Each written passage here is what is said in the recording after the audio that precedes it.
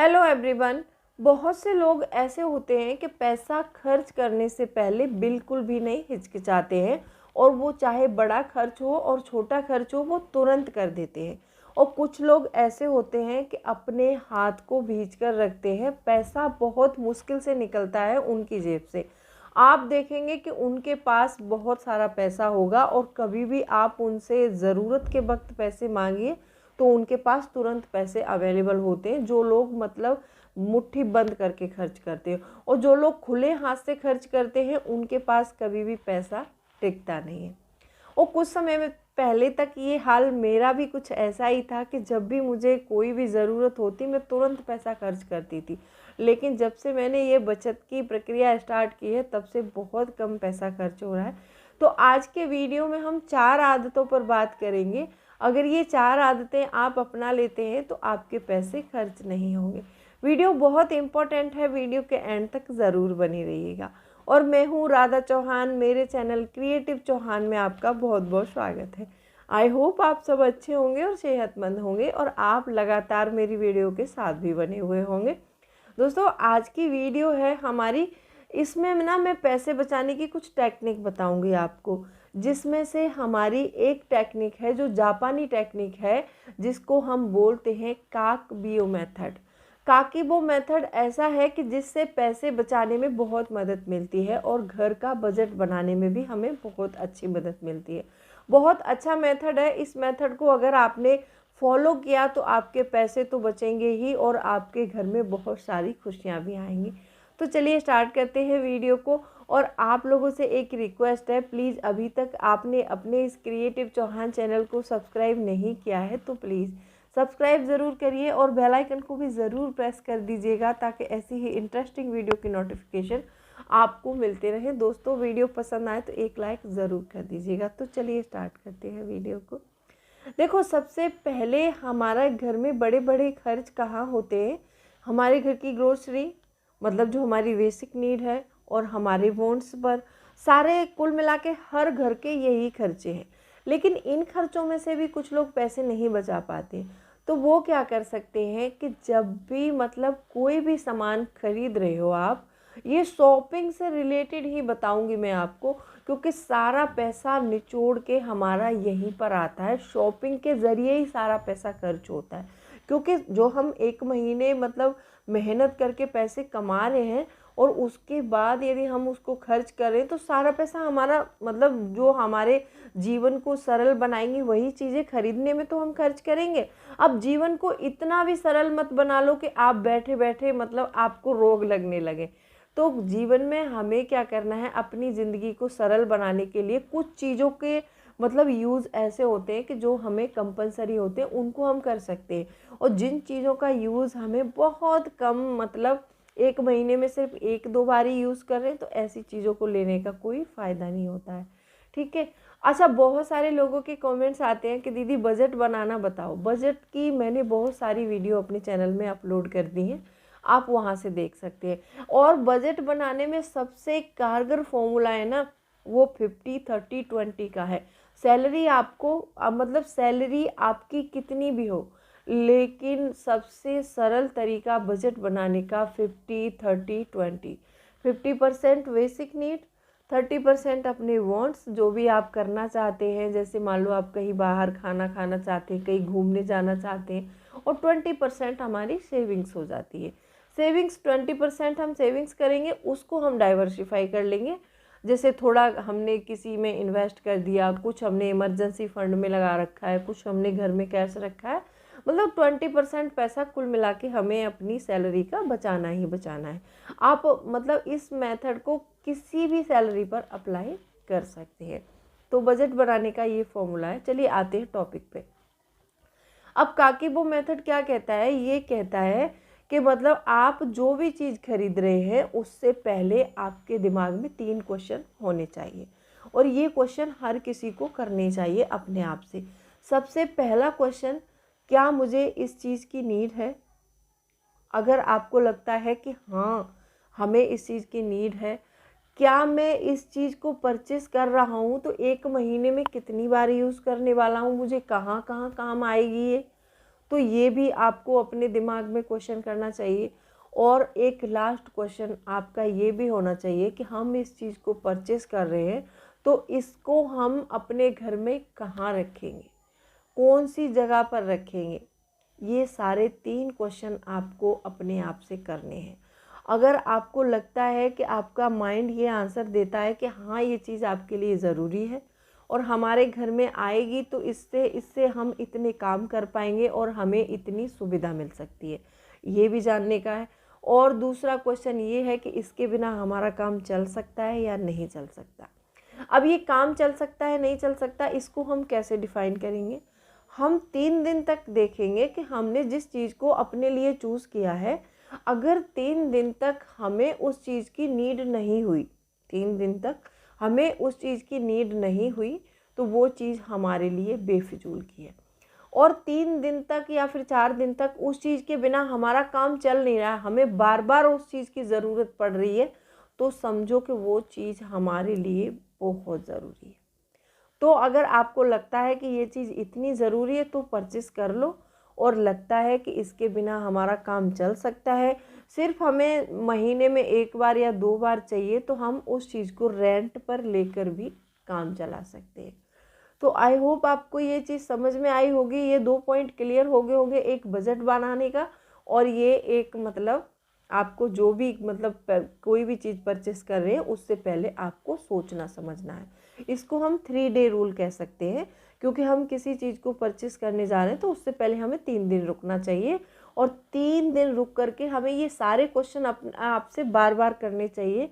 अगर आपको उस चीज़ की ज़रूरत महसूस नहीं हो रही है तो वो बेफिजूल की है, तो आप उसको परचेस नहीं कीजिएगा, आप अपना पैसा बर्बाद नहीं करेंगे। दूसरा पॉइंट आता है कि आप अपने खर्चे को राइट डाउन करिए। अब यहाँ पर आपको ना तो मोबाइल लेना है, ना लैपटॉप लेना है, ना ही किसी ऐप्स के बारे में मैं बताऊँगी। आपको सिंपली एक कॉपी और पेन लेना है। अब यहाँ पर हम काकी वो मेथड को फॉलो करेंगे।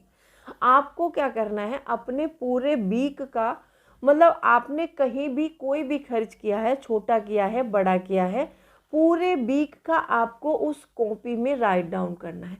अब आप बोलोगे कि कैश में तो हम खर्च करते नहीं, आजकल तो यूपीआई करते हैं और मतलब फ़ोन पे से, गूगल पे से, इस सारी चीज़ों से हम लोग जो है शॉपिंग करते हैं।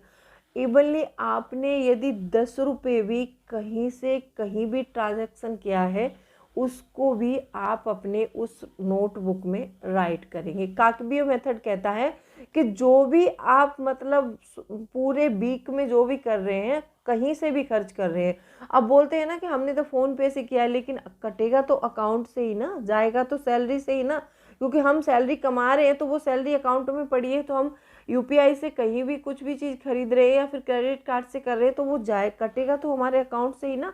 तो हमें इवनली 10 रुपये का खर्च करें तो वो 10 रुपये का भी हमें लिखना है, पूरे वीक लिखना है। अब वीक में कोई एक दिन आप तय कर लीजिए जिस दिन आपका ऑफिस बंद होता हो, वो संडे भी हो सकता है, वो सैटरडे भी हो सकता है। अब आपने पूरे वीक का लिखा, अब पूरे वीक के बाद आपने उसको एनालिसिस किया तो आपको पता चला कि यहाँ पर ये खर्च ऐसा था कि इसको अगर हम नहीं करते तो भी हमारा काम चल सकता था।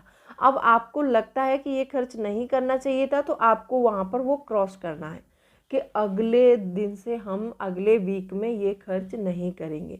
यहाँ पर आपको वीकली एनालिसिस करना है, और वीकली अगर आप एनालिसिस करने लगे तो आप बहुत जल्द अपने उन खर्चों को जान जाओगे जो आपको नहीं करने थे लेकिन वो हो गए हैं। अब हो गए वो तो हो गए, लेकिन आगे से आप ध्यान रखो, इसीलिए आपको राइट करना है और आपको ये मेथड फॉलो करना है, और आपके पैसे बहुत बचेंगे अगर ये मेथड आप फॉलो करेंगे तो। चौथा पॉइंट आता है कि आपको हमेशा पैसा कैश में खर्च करना चाहिए। अब बहुत लोग ये भी कहेंगे कि आजकल तो इतना डिजिटल इंडिया हो गया है कि कैश से कहीं काम नहीं चलता। ऐसा नहीं है, कैश हर जगह चलता है। अब ये बहाने बनाने के लिए, आप मतलब दिखावा करने के लिए कि हमारे पास तो क्रेडिट कार्ड है, हम तो क्रेडिट कार्ड से शॉपिंग करते हैं। आजकल मैंने देखा है ना कि क्रेडिट कार्ड जो होता है ना, जो प्लास्टिक मनी होती है, इसको लोग एक फैशन और अपने स्टेटस के साथ जोड़ने लगे हैं। क्रेडिट कार्ड यदि उनके पास है तो वो पैसे वाले हैं। अब क्रेडिट का नाम मतलब कर्ज है, वो हमारे ऊपर एक ऐसा कर्ज चल रहा है कि अगर हमने 1 महीने उसको भरा नहीं ना, तो वो हमारे पास कम से कम हमें 20 से 25 रुपये मतलब उसकी ब्याज देगा, वो हमें इतना इंटरेस्ट चुकाना पड़ेगा उसके ऊपर। तो क्रेडिट कार्ड से खर्च करने के बजाय आपको ज़्यादा से ज़्यादा चीज़ें कैश में परचेस करनी है। अब कैश में परचेस करने से होता क्या है, बहुत से लोग ये भी सोचते हैं कि मतलब कैश से खर्च करो, कार्ड से खर्च करो, बात क्या है, वो तो करना ही है। कैश से हमारा पैसा कम खर्च होता है। अगर हम पैसा कैश में खर्च करते हैं तो बहुत कम पैसा खर्च होगा। आप एक बार डिफाइन करके देखना, ये चीज़ आप करके देखना, उसके बाद में मुझे कमेंट करके ज़रूर बताना। आप 1 महीने अपने घर को क्रेडिट कार्ड से चलाना और 1 महीने आप अपने घर को मतलब ये एक्सपेरिमेंट करके देखना, एक्सपेरिमेंट करने के लिए बोल रही हूँ। 1 महीने कैश से चलाना, 1 महीने का खर्च जो भी होता हो उतना कैश अपने घर में रख लेना और उस कैश के जरिए आप 1 महीने तक खर्च करना। और खर्च करते समय जैसे खर्च करके लौटोगे आप उसको तुरंत राइट डाउन भी करना। और आप 1 महीने क्रेडिट कार्ड से घर चलाना। आप देखेंगे कि जो खर्चे कैश में आपने 10,000 में कंप्लीट कर लिए हैं, क्रेडिट कार्ड में वो 15,000 में कंप्लीट होंगे आपके। कम से कम 15,000 बता रही हूँ मैं आपको, 5,000 रुपये का फ़र्क आएगा। आप 1 महीने ये चीज़ कर देखना, फिर आप मुझे कमेंट करके ज़रूर बताना। तो इसीलिए मतलब कैश में खर्च करने से होता ये है कि उससे ना हमारे इमोशन अटैच हो जाते हैं पैसे से। जब कहीं पर हमारे इमोशन कनेक्ट हो जाते हैं ना, तो वहाँ पर वो चीज़ हम बहुत कम खर्च करते हैं। अब एक चीज़ मान लो, एक पर्टिकुलर कोई साड़ी है, वो देख लो आप, उससे हमें किसी ऐसे पर्सन ने दी है कि वो उसका जो है हमारी ज़िंदगी में उसकी अहमियत बहुत ज़्यादा है। वो हमारे मदर भी हो सकते हैं, फादर भी हो सकते हैं, हस्बैंड भी हो सकते हैं। तो वो साड़ी को हम ऐसे रखेंगे कि ये मेरी मदर ने दी थी मुझे, मैं इसको ख़राब नहीं करूँगी। ऐसे ही पैसा होता है, पैसा कि मुझे इसकी बहुत ज़रूरत है, मैं इसको बेफिजूल के पैसों मतलब खर्चों में बर्बाद नहीं करूँगी। अब क्रेडिट कार्ड से क्या है कि सीधा अकाउंट से कटता है, तो उसका आपको पता नहीं चलता है। तो इसीलिए आप प्लास्टिक मनी को यूज़ करना बंद कीजिए और आप पैसा ज़्यादा से ज़्यादा कैश में खर्च कीजिए, ठीक है। 5वां पॉइंट आता है यहाँ पर, आप एक नो स्पेंड डे ज़रूर रखिए। अब आप बोलोगे कि ये कौन सी नई बीमारी है? बीमारी नहीं है, इसको हम कहते हैं नो स्पेंड डे रूल बोलते हैं। ये रूल हर घर में लागू होना चाहिए। अगर एक वीक में आप नो स्पेंड डे मनाते हैं तो आप मतलब 1 महीने में 4 वीक होते हैं, 4 वीक में 4 दिन हो गए। अगर सोचो हमने 1 महीने में 4 दिन खर्च नहीं किया और एक दिन का हमारा वैसे खर्च 500 रुपये से कम तो किसी घर का होता ही नहीं होगा। और अगर हमारे एक दिन में इवन 500 नहीं तो हम आधा कर लेते हैं, 250 रुपये भी अगर हम पर एक दिन में बचाते हैं तो मतलब 4 दिन के हमारे 1,000 रुपये होते हैं। तो सीधा सीधा ये 1,000 रुपये की बचत हो रही है। आपने देखा होगा कि जब हमारे बॉडी में ज़्यादा मतलब इन्फेक्शंस वगैरह और ऐसी चीज़ें हो जाती हैं तो हम उनको कंट्रोल में करने के लिए हम मतलब फास्ट रखते हैं। तो ऐसे ही हमें पैसे का भी फास्ट हर मंथ में 1 बार, फिर मंथ में 2 बार, फिर मंथ में 3 बार, ये अगर आप बचाने लगे ना इस टेक्निक से पैसे, तो आप आगे चल के खुद ही करने लगेंगे। तो आपको ये चीज़ें अपने घर में ज़रूर अप्लाई करना चाहिए।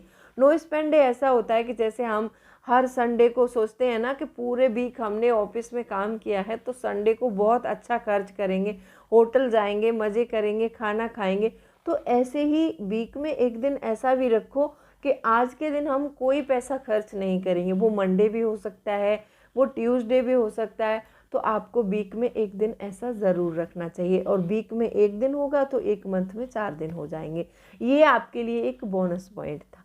आई होप आपको वीडियो पसंद आई होगी। वीडियो पसंद आई है तो वीडियो को लाइक शेयर ज़रूर कीजिएगा। तो चलिए मिलती हूँ अगले वीडियो में, तब तक के लिए bye bye. Thanks for watching. कोई भी क्वेरी है तो आप मुझे कमेंट सेक्शन में लिख सकते हैं। और दोस्तों आप लोगों से एक रिक्वेस्ट है, वीडियो को ज़्यादा से ज़्यादा शेयर कर दिया करो और चैनल को सब्सक्राइब ज़रूर कीजिएगा।